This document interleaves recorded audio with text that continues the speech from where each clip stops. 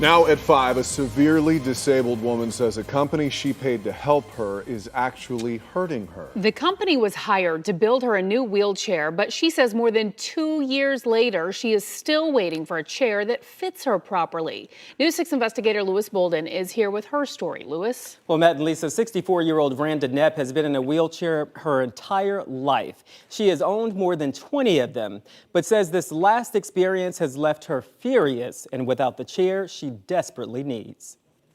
So what do you want to eat? Randa Knepp was diagnosed with muscular dystrophy at 6 months old. Over time, the disease causes every muscle in your body to weaken and deteriorate. Every muscle, heart, lungs, everything just gradually weakens until it doesn't work anymore. She has enough mobility in her hands to operate the mouse for her computer and the control for her wheelchair, but that's it. I can't brush my own teeth, I can't feed myself, I can't do any hygiene care. I rely on everybody to do everything. Currently, she's using her old wheelchair. In April of 2017, Knepp says she ordered a new chair from Sego's Home Medical Equipment in Titusville. Medicare and her insurance paid more than $23,000 for the chair, according to this invoice. It was custom made, but Knepp says it was never right. When did you know something was wrong? The minute they brought it and they put me in it. These photos were taken in the new chair. Knepp says the arms weren't right, the headrest wasn't, and there was no footrest and no harness to keep her in it. And they're going, well, you're just going to have to get used to it. And it was like, I can try, but I do not think this is going to work.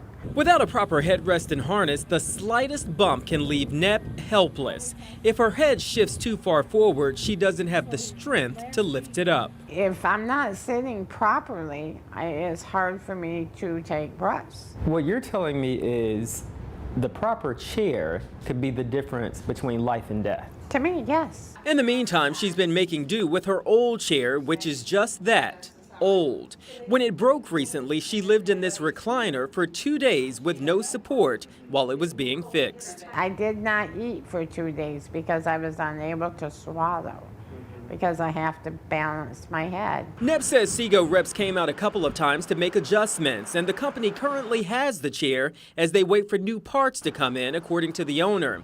Knepp says this has been going on more than 2 years, which she says is too long. They sold me the chair, got their money from Medicare, that's it. A person that is dependent on wheelchairs or medical equipment, they shouldn't have to fight for them.